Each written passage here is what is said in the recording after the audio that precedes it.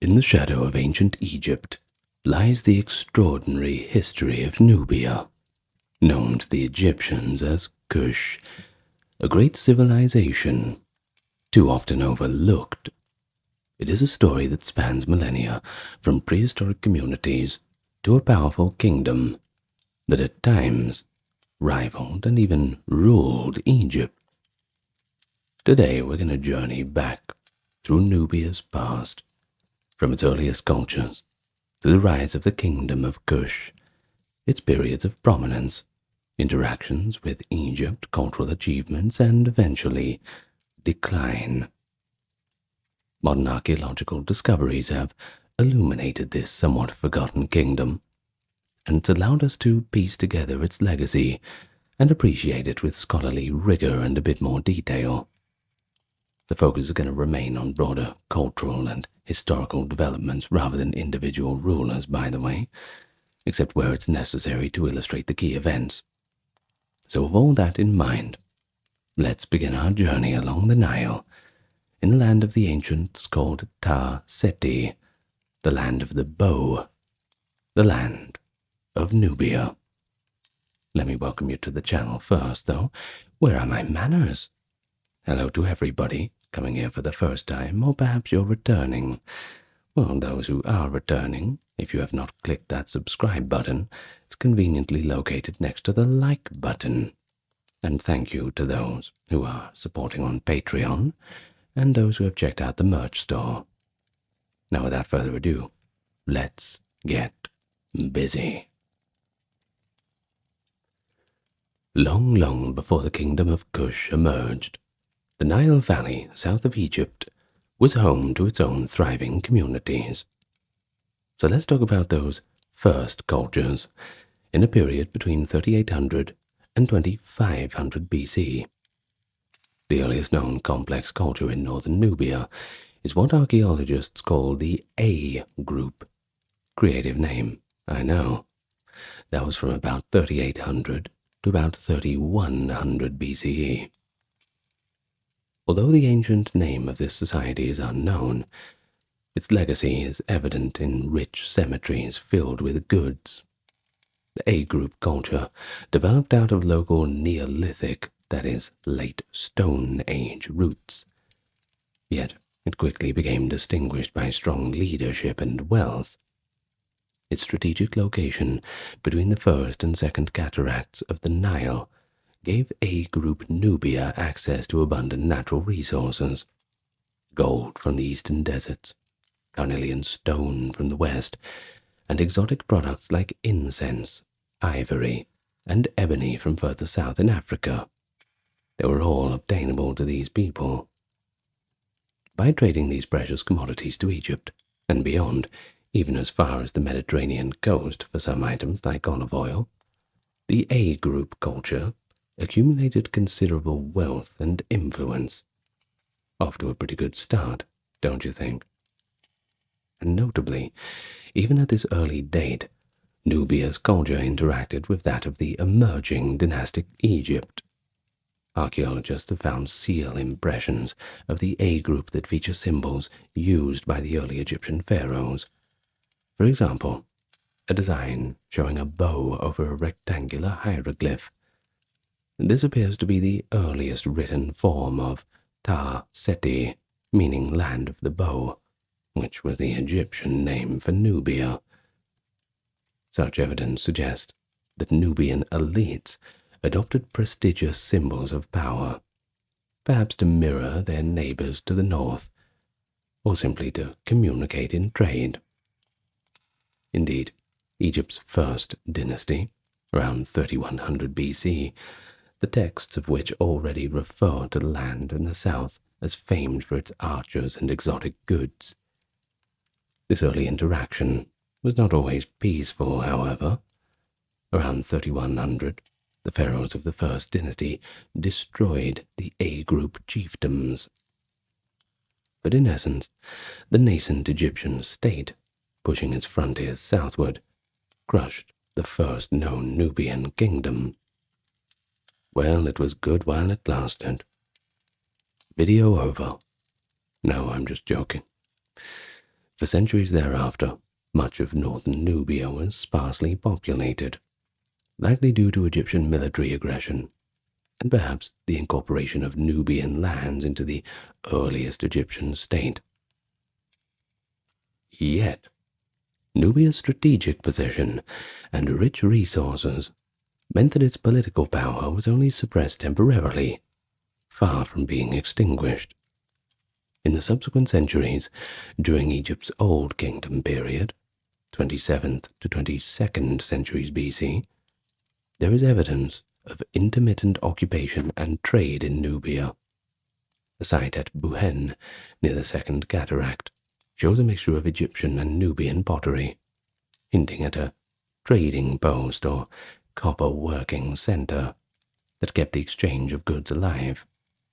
Thus, even in this early era, Nubia was both a vital trade partner and a target of Egypt. And that's a dynamic that I think you will find will persist throughout antiquity. And so, after the decline of the A group, new cultural groups emerged in Nubia. By around 2400 BC, one group known as the C group appeared in Lower Nubia. Now, lower, of course, we go by directions of the Nile, just as we say Lower and Upper Egypt. Lower being the northern part, upper being the southern part. So, this C group in Lower Nubia, characterized by small villages and distinctive burials, had appeared by about 2400 BC, with connections to sub-Saharan African traditions such as cattle pastoralism. Another, the so-called pan-grave culture, associated with the Magi nomads, also inhabited parts of Nubia and the eastern deserts around 1800 BC. These groups coexisted with the developing complex society further south, the Kerma culture, named for its capital city, Kerma, near the Third Cataract of the Nile. And it is here, at Kerma, that the first major kingdom of Kush took shape. By around 2000 BC, Egyptian texts were already calling this southern land Kush, indicating that a powerful polity had emerged there. Kerma became the center of a Nubian state that flourished from about 2500 BC to about 1500 BC, and even managed to rival Egypt in wealth and complexity. The city of Kerma itself, excavated in modern times, astonished archaeologists with its monumental architecture and extensive cemeteries rather. At the heart of Kerma stood a massive mud-brick temple structure called the Western Defufa, rising some 15 meters tall. A testament to early Nubian architectural ingenuity and religious life. Surrounding it was a bustling urban center, engaged in craft production and trade. Kerma's artisans produced striking ceramics, including the famous thin-walled, black-topped red pottery, which is considered among the most exquisite prehistoric pottery in Africa. Now, far from being a backwater, Kerma was an urban capital, orchestrating long-distance commerce. Gold, ivory, ebony, incense, and slaves were among the exports of Kush that Egypt coveted, while Nubians imported Egyptian linens, oils, and manufactured goods in return. But the wealth of Kerma is most vividly seen in the king's tombs. American archaeologist George Reisner, who first excavated Kerma in the early 20th century, unearthed dozens of royal tumuli, grave mounds, dating to about 1750 to 1500 BC. These tombs were massive, some 50 meters across, and inside them were extraordinary offerings. The remains of hundreds of human sacrifices have been found, indicating that Kerma's royal funerals involved retainers or captives sacrificed to accompany the king in the afterlife. Alongside human victims were horse burials, and even oxen, as well as luxurious goods, jewelry made of gold, amethyst, and quartz, and fine wooden funerary beds inlaid with ivory depictions of African wildlife. One famous find was an elegant granite statue of an Egyptian noblewoman, Lady Senui, discovered in a Kerma tomb. Lady Senui was the wife of an Egyptian governor from far to the north in Aswan, and her statue had somehow ended up in possession of the Kerma rulers. Its presence in a Kushite tomb suggests that Kerma's kings likely acquired high-quality Egyptian artworks, either through trade or warfare. In fact, Reisner initially thought the statue proved Egyptians had ruled Kerma, but now we understand it was probably war booty or a diplomatic gift, since Kerma was an independent power contemporary with Egypt's Middle Kingdom. By around 1700 to 1600 BC, the Kingdom of Kerma reached the peak of its power. At this time, Egypt was weakened, fragmented in the Second Intermediate Period, and of course, Kush took full advantage of that. Why not?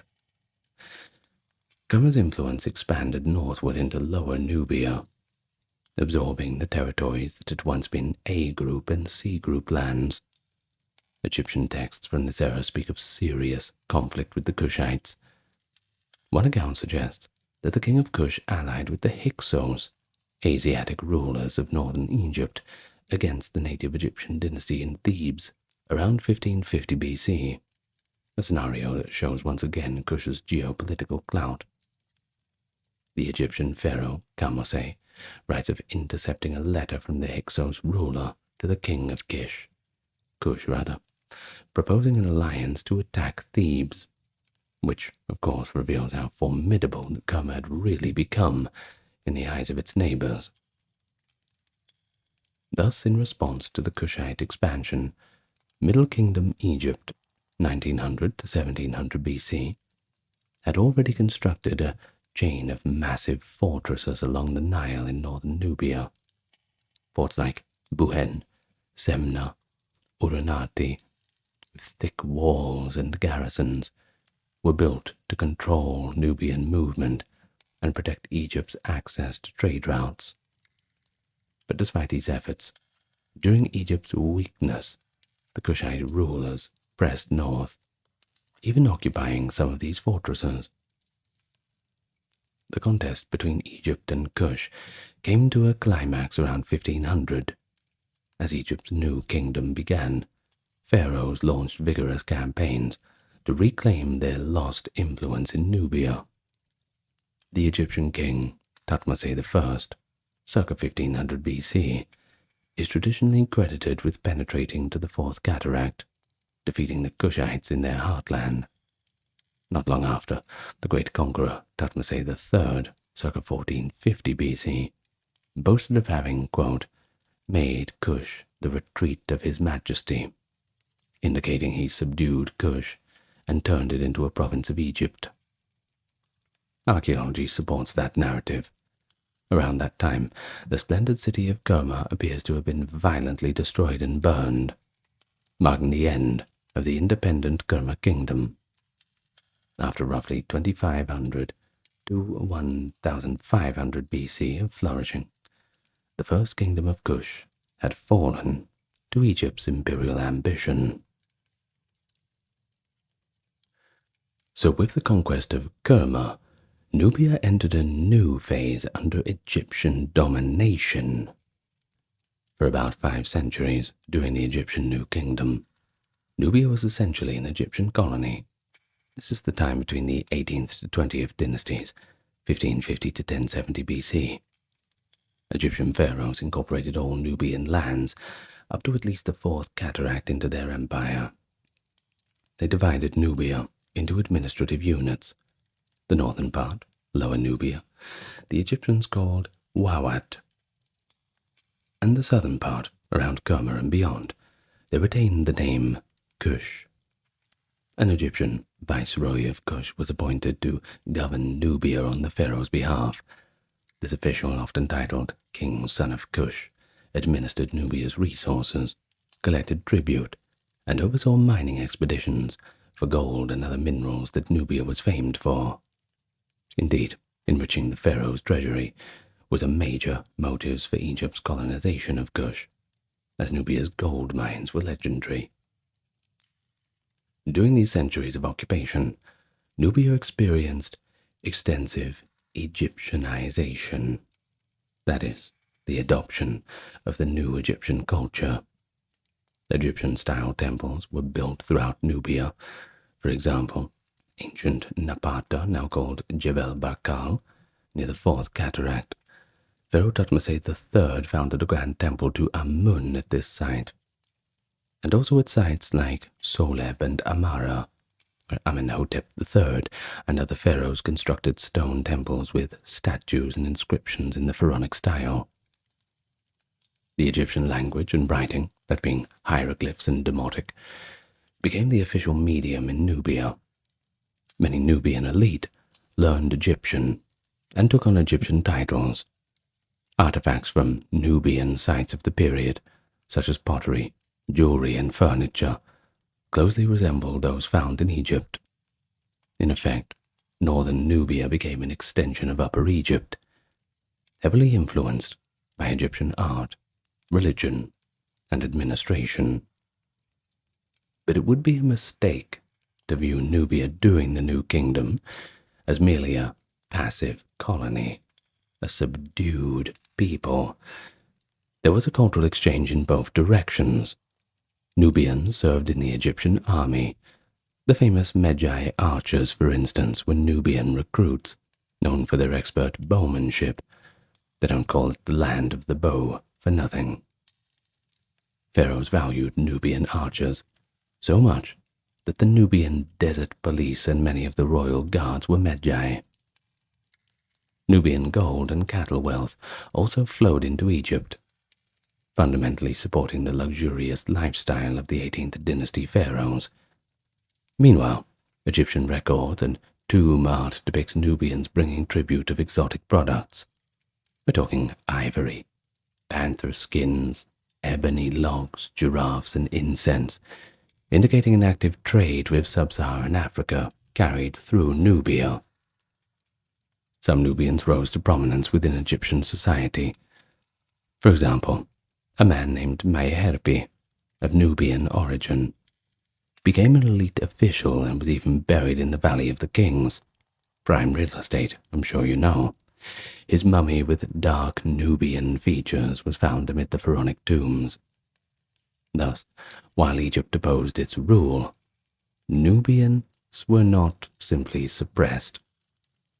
They contributed militarily, and also to the exotic riches of Egypt, and Nubian individuals could find pathways to power in the imperial system.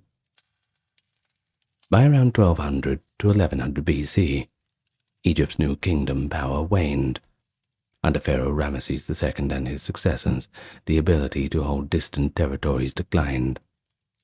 The rise of invasions and internal strife, that being the late Bronze Age collapse, affected Egypt, and gradually Egyptian control over Kush began to loosen. Sometime after 1070, with the end of the New Kingdom, Egyptian authorities and colonists retreated from Nubia. They left behind temples, fortresses, and an Egyptianized local nobility, but no formal control mechanisms. Of course, this withdrawal set the stage for Nubia to reassert its own independence and develop a new Nubian-led kingdom. Well, anyway, after Egypt's pullback, there's a mysterious period for Nubian history, sometimes called the Third Intermediate Period for Egypt, between 1070 and 750 BC, during which indigenous Nubian leadership gradually resurfaces. For some time, the historical record falls nearly silent.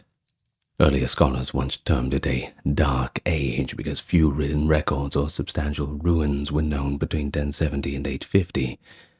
However, this is where the archaeologists step in, and the discoveries have since dispelled that notion of a void.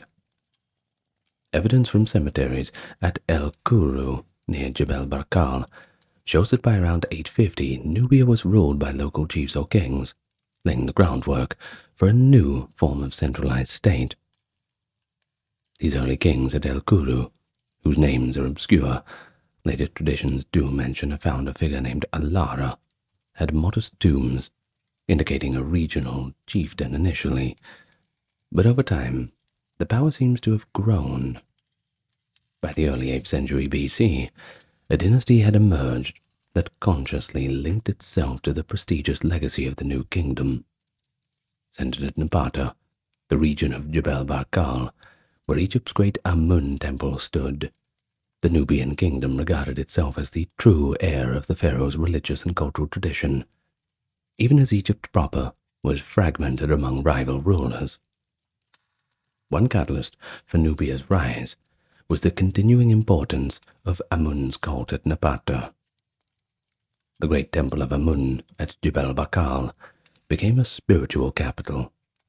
Nubian leaders patronized this temple, and the priests of Amun in Napata likely played a role in legitimizing their kingship. We see an intriguing fusion here. Nubian rulers adopted the title and trappings of Egyptian kingship, including calling themselves son of Re and using Egyptian hieroglyphic inscriptions. Yet they were proud of their Kushite heritage. The Napatan monarchs started to build small pyramids for their burials, reviving a form of royal tomb that Egypt's own pharaohs had abandoned centuries earlier.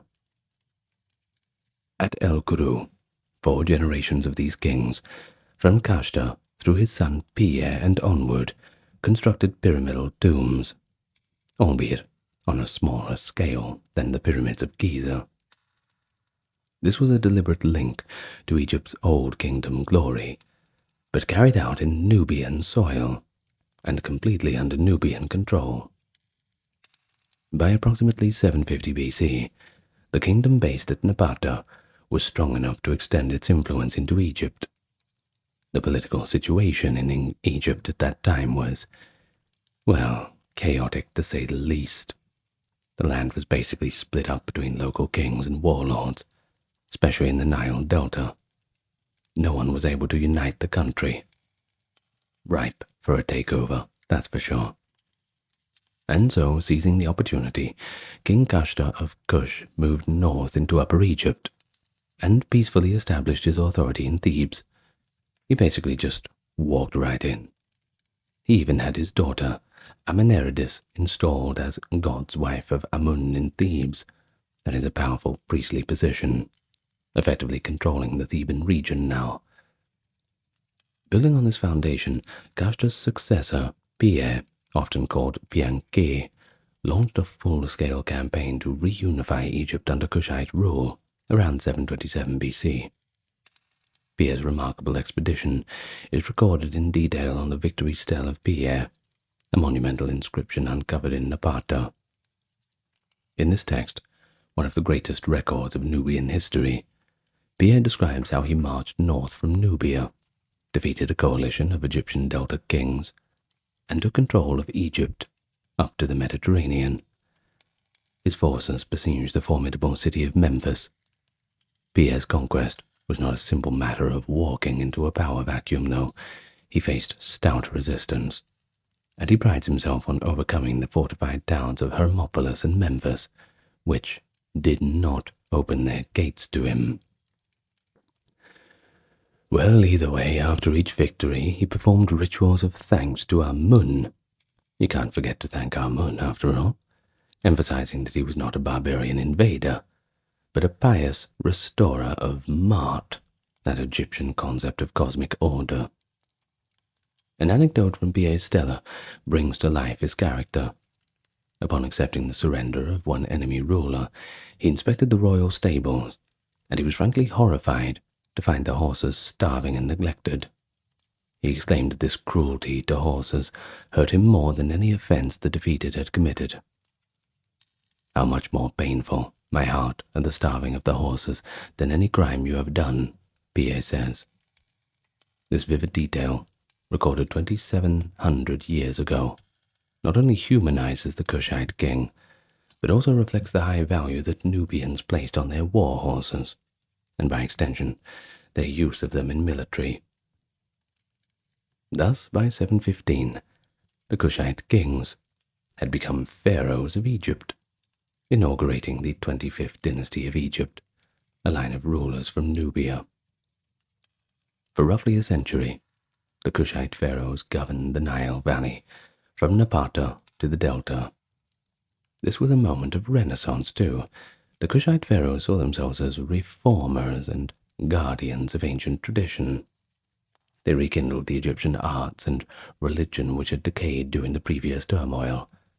For example, King Shabaka, Bianchi's brother and successor, is said to have preserved old religious texts that were in danger of being lost. The 25th dynasty rulers built and restored temples across Egypt and Nubia in the grand style. At Karnak in Thebes, they commissioned works honoring Amun. In the Nubian heartland, they continued to develop Jebel Bakar's sanctuary. The Harka, the most celebrated of the Nubian pharaohs, ruling from 690 to 664, constructed colossal projects. He added a towering columned court to Karnak Temple and a splendid temple at Kawa in Nubia. Under Taharqa, the Kingdom of Kush reached as far as Libya in the west, and perhaps had an influence on the Near East too. Notably, he's even in the Bible. They remember him as Tirhaka, king of Ethiopia, coming to aid King Hezekiah of Judah against Assyria around 701 BC, one of the rare references to Kush in biblical context.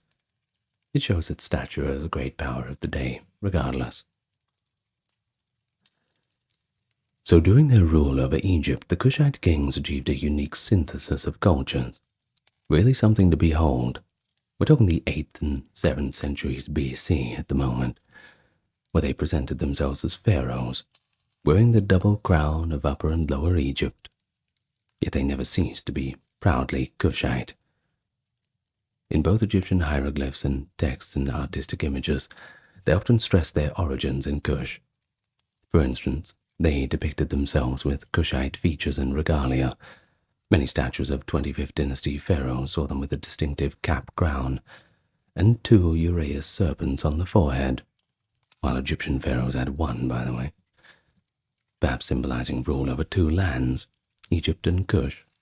No, we don't know, that's more of a speculation.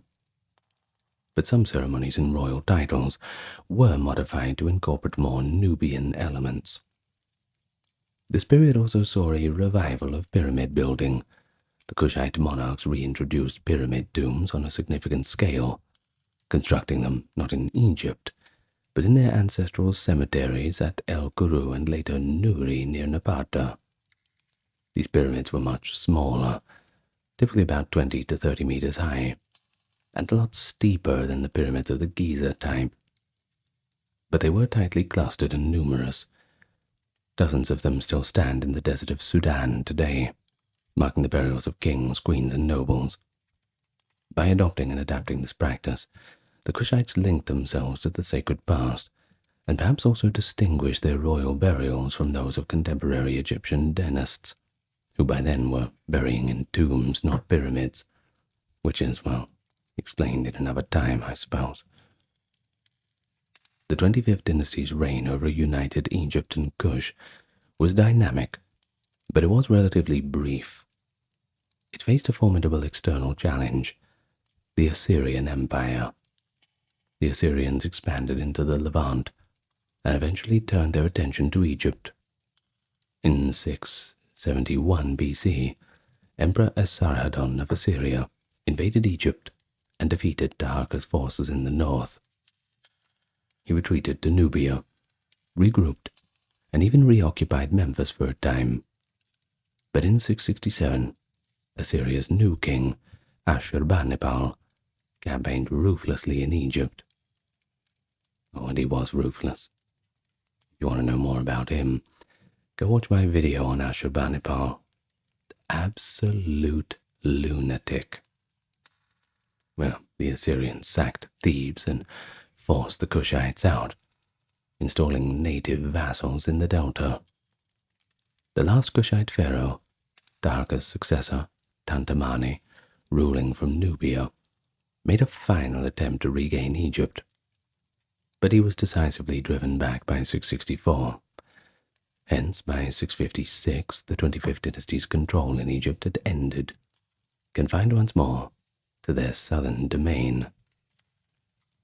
But despite this setback, Kush remained a powerful kingdom, now centered solely in Nubia again, with its capital still at Napata. For several generations after 656, the Napatan kings continued to prosper. They maintained an Egyptian-style state in Nubia, complete with pharaonic titles, court rituals, and hieroglyphic inscriptions. In fact, one could argue, perhaps, that after the Assyrian onslaught, the Kushite realm became the true repository of Egyptian high culture, as political chaos reigned in Egypt itself, and things became a little bit more Assyrian. Well, Napata's monarchs of the 6th century, such as Atla-Nersa and Senka-Mansken, devoted their resources to Nubian temples and pyramid burials. The artistic style of this epic is fascinating too, you really have to see it. Royal statues and reliefs from Napata showing a mix of classical Egyptian proportions but with distinctly Nubian facial features and adornments. However, the Kushites were not entirely left alone after withdrawing from Egypt. In 593, the Egyptian pharaoh Psamtik II led a large expedition into Nubia, perhaps aiming to crush any Kushite ambitions of reconquest. Egyptian troops reached Napata and reportedly sacked it, desecrating royal tombs at El Kuru in the process. There is also archaeological evidence of damage around this time, and it likely forced a major political decision. The Kushite kings shifted their capital further south to Meroë. Meroë was a city in the southern part of their domain, near the Sixth Cataract, in the region of modern Sudan's Central Plains. While Napata remained a religious center for some time, royal residence and burial began to transition to Meroë after 590. Of course, this move had profound consequences. It just marks the start of a new era in Nubian history. Following the loss of Egypt and the shock of Psamtik's campaign, Kush recentered itself at Meroë, 300 kilometers south of Napata. Over the subsequent centuries, from the 6th century BC onward, the Kingdom of Kush underwent significant cultural evolution. Historians often divide Kushite history into two main phases, the Napatan period and the Meroë period. In reality, the shift, though, was gradual. Initially, kings continued to be buried at Napata until about 300 BC, and Napata's temple of Amun remained pretty important. But Meroë rose up as a thriving center of power, and after a while it pretty much eclipsed Napata. The reason for choosing Meroë likely would include its safer distance from Egypt, its proximity to vital resources, especially the iron ore and hardwood forests, and access to trade routes, both along the Nile and the Red Sea and interior to Africa. As Kushite society oriented around Meroë, it began to look somewhat different from the Napatan kingdom. It was less influenced by Egyptian models and became increasingly distinct. The Meroitic kings and queens still venerated Amun and other Egyptian deities, but they also elevated local gods to prominence, blending and creating a unique religious landscape. One notable indigenous deity was Apademak, often depicted as a lion-headed warrior, who became a state god in the era of Meroë. By the 3rd century BC, Apademak was officially incorporated into the royal pantheon, and splendid temples were dedicated to him. For instance, the Lion Temple at Naka, south of Meroë, featuring reliefs of kings and queens making offerings. But perhaps the most striking development at Meroë was the creation of a new writing system and language. Sometime around the 2nd century BC, the Kushites devised the Meroitic script, replacing Egyptian hieroglyphs for many purposes. The script came in two forms, a cursive form for writing on papyrus, and a hieroglyphic-looking form for monumental inscription. Meroitic script is alphabetic, or more properly, syllabic, with 23 signs, including vowels. This marked a departure from the Egyptian writing, which used hundreds of symbols and no written vowels. By simplifying the writing system, the Meroites made literacy more accessible to natives. Unfortunately, while modern scholars can read the letters of Meroitic, the Meroitic language itself remains only partly understood, as is not clearly related to better-known languages. Thus, many Meroitic texts, mostly religious and funerary, can be sounded out, but their meaning is still a mystery. A tantalizing reminder of how much Kush's intellectual life is yet forgotten to us. Nonetheless, the mere existence of an original script shows to a highly literate bureaucracy and a cultural pride that no longer needed to lean on Egyptian words for self-expression.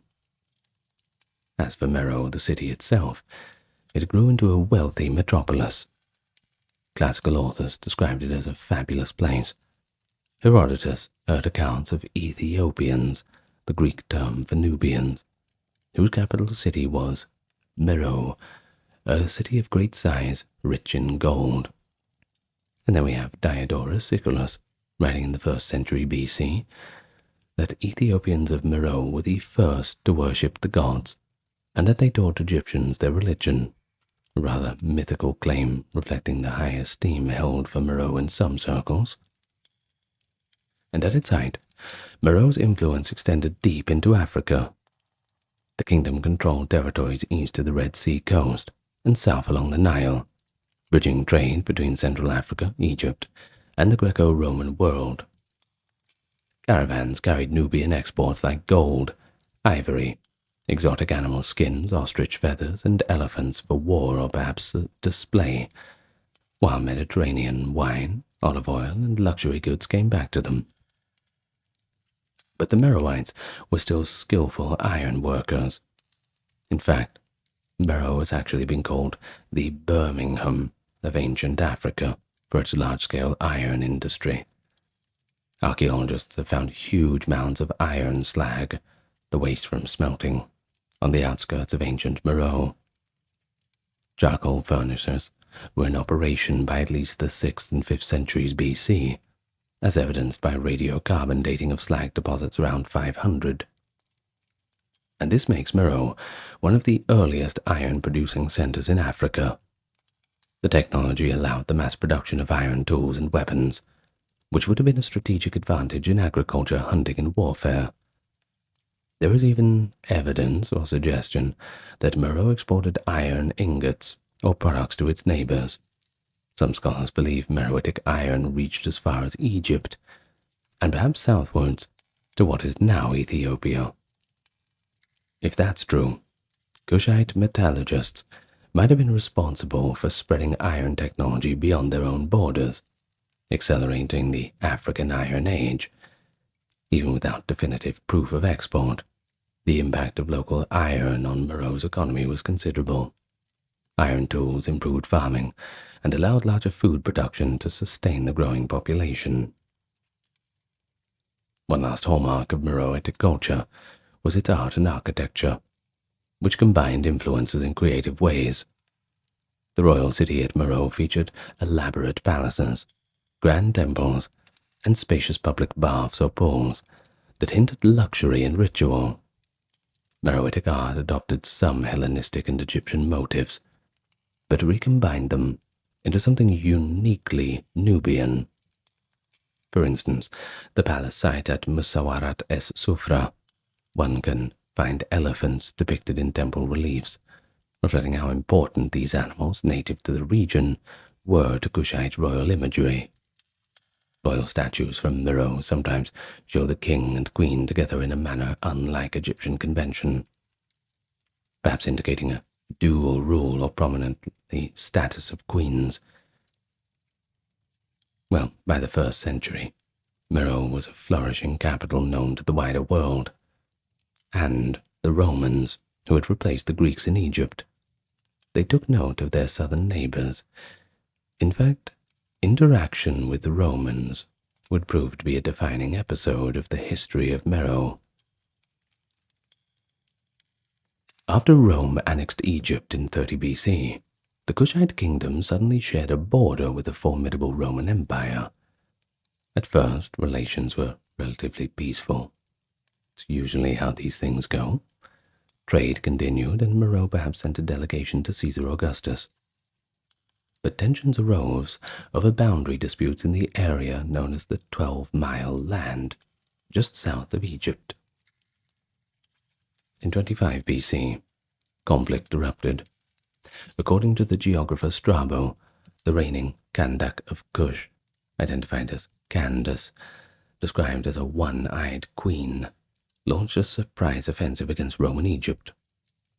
Kushite troops surged north, raiding the Egyptian frontier at Aswan and Elephantine. They defeated a Roman detachment, and they even took captives. Most famously, they seized several bronze statues of Emperor Augustus and brought them back to Nubia as trophies. One of these, a bronze head of Augustus, was ritually decapitated by the Kushites. The head later ended up buried under the steps of a temple in Meroë. This was a powerful symbolic gesture. By literally having the emperor's head trodden underfoot at the entrance to their victory shrine, the Kushites demonstrated their defiance of Roman might. And amazingly, modern archaeology even confirmed the story.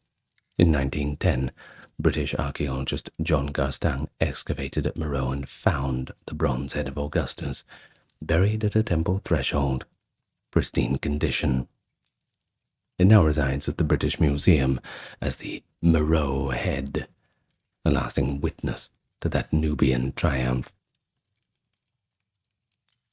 Well, Rome retaliated swiftly. Later in 25 BC, Prefect Gaius Petronius, the Roman governor of Egypt, marched south with 10,000 troops. He recaptured Syene and Elephantine and advanced into Kushite territory. The Romans sacked the city of Napata, causing significant destruction. Strabo dramatizes that they destroyed the royal city and carried off thousands of captives. The Kandak Amanirenas, however, wisely avoided pitched battle after the initial losses. Petronius, finding it difficult to maintain supply lines far south in the hostile Nubian desert, eventually withdrew to the border region, and the war reached a stalemate. In 23 BC, Queen Amanirenas initiated peace negotiations. An envoy of Kush traveled all the way to the Greek island of Samos to meet Augustus himself. The outcome was a remarkably favorable peace treaty for Kush. Rome agreed to pull back its frontier from Napata to Maharaka, and crucially waived tribute from the Kushites. Augustus also returned prisoners Petronius had taken. Essentially, Kush was treated with an unusual degree of respect. Augustus pragmatically saw little value in the endless war in the deep Nile cataracts and chose diplomacy instead. Strabo notes that some surprise that the emperor granted the Meroites everything they asked, including not even having to pay customary tribute to Rome. This peace held for the remainder of the Kushite kingdom's existence. No further major wars with Rome were recorded. They got off pretty easy, I suppose. Trade and cultural contacts, though, they resumed. Roman luxuries like wine, glassware, and possibly Roman coins made their way to Meroë, while Nubia exported their African goods north. The Kushite ruling class even adopted some royal fashions. For instance, one queen is depicted in wall art in what appears to be a Roman-style toga over her dress. Yet the Kushites never became vassals. They retained full independence, and the frontier at Egypt's southern edge became one of mutual toleration. The Roman geographer Pliny the Elder, in the 1st century CE, mentions Candace as the hereditary title of the queens of Meroë, noting that Candace likely Amanirenas, was famous for her war against Rome, after which the Romans had respected the strength of Nubia. In archaeological terms, the encounter with Rome left traces beyond the head of Augustus. At a fortress in Lower Nubia, Qasr Ibrim, evidence of a Roman garrison exists, but only for a short period. Meroitic inscriptions and temples from the 1st century CE onward sometimes show Roman or Mediterranean influence in art, but Kushite culture remains dominant. Perhaps more intriguing is the impact on the Roman imagination.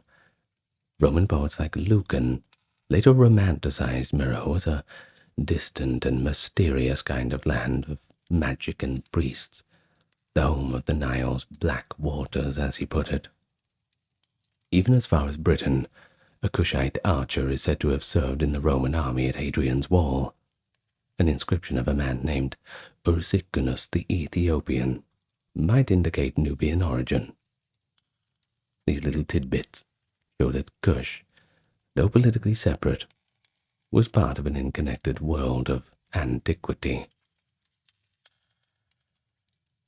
But like all great kingdoms, Kush eventually declined. By the 2nd century CE, signs of strain appeared. One factor was economic and environmental pressure.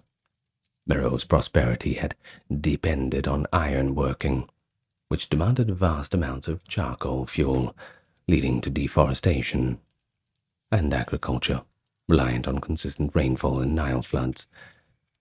Over centuries, the land around Meroë may have suffered overuse. Deforestation and overgrazing could have led to soil depletion and desertification. Indeed, later classical writers referred to portions of Nubia becoming drier and less arable. As Romans shifted their trade routes, favoring Red Sea ports to access African and Indian goods, Nubia lost some of its intermediary income. The overuse of the land's resources likely weakened the kingdom from within. Modern archaeologists have found evidence of declining crop yields and rural depopulation in parts of Kush during the late Meroitic period, which aligns with these theories. But another factor was internal political change.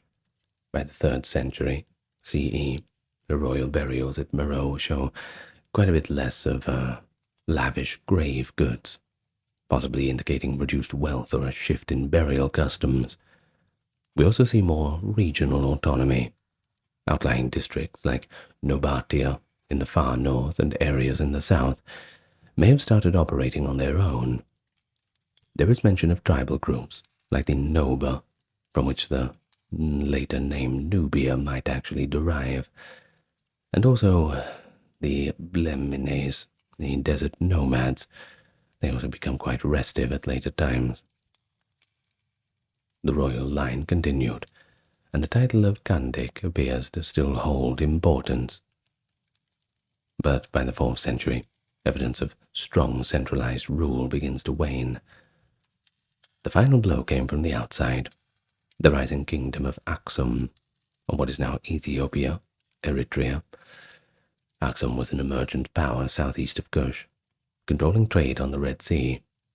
Sometime around 330 to 350, the Aksumite king Ezana launched a campaign northward. In Ethiopian inscriptions, Ezana claims to have conquered the peoples of Kasu and Noba, Kasu referring to Kush. He describes defeating a king of Kush and taking his city. This corresponds with archaeological indications that the city of Meroë was abandoned or destroyed in the mid-4th century CE. Ezana's conquest, as if, though thorough as he boasts, effectively marks the end of the Kingdom of Kush.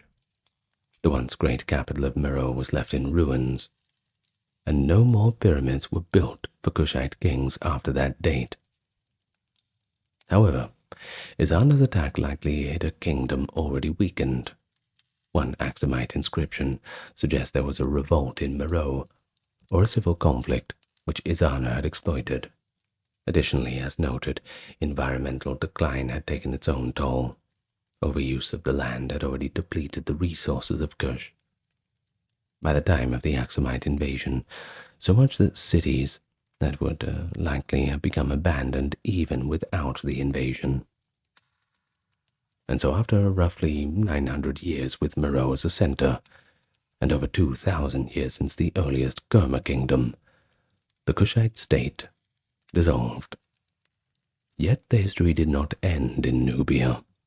After the fall of Meroë, smaller successor kingdoms emerged.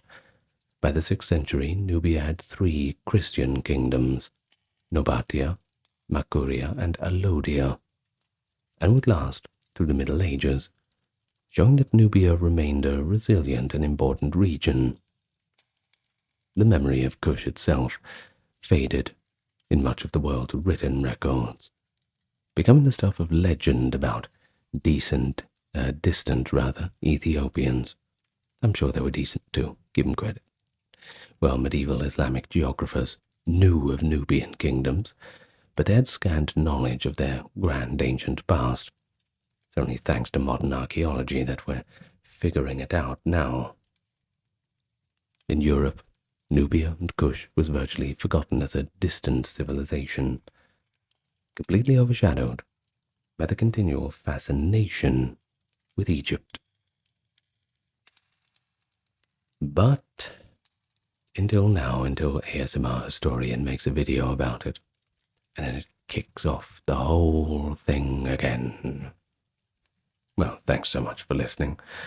Maybe I'm not going to start any new fascination with it, but I hope that you enjoyed it.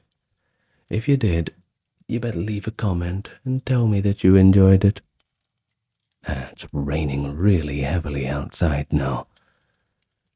It's a good day for doing videos like this, that's for sure.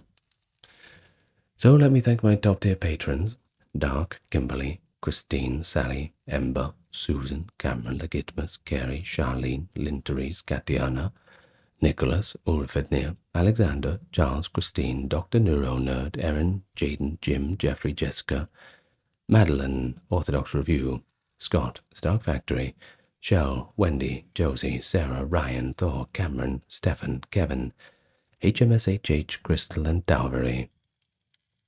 Thank you so much. And I will see you in the next exciting video. You know exactly where to find me. I'll be right here on YouTube every day. Good night, everyone. Lots of love to you all.